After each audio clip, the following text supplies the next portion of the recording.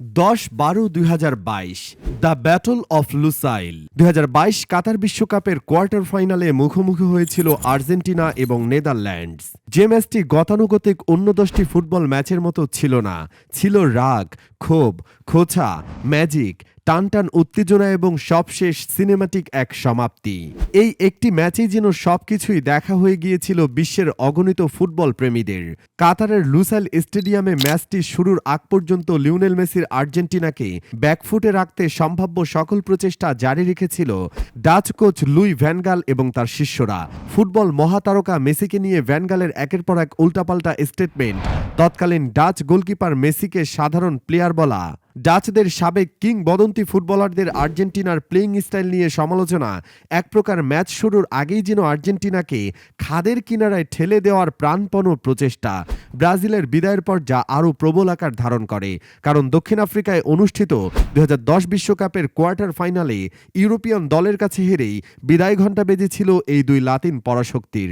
কিন্তু বিধাতার লিখন কি আর কেউ এসবে আটকাতে পারে? এত সমালোচনার পরেও আর্জেন্টাইন অধিনায়ক মেসি এবং তার দল এই ম্যাচে যেভাবে ঘুরে দাঁড়িয়েছিল তা ছিল রীতিমতো অবিশ্বাস্য।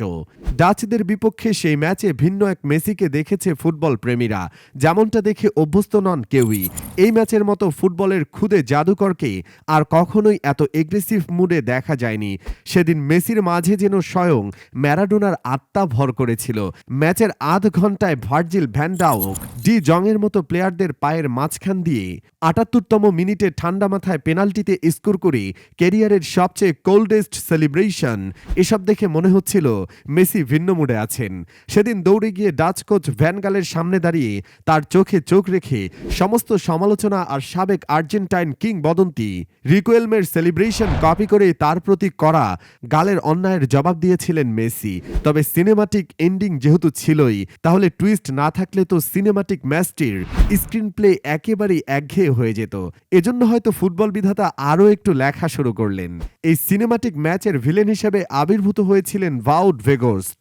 ম্যাচের শেষের 15 মিনিটে এই বান্দা একজন ভিলেন, সিনেমায় যত রকমের নোংরামি করতে পারে তার সবই করেছিলেন।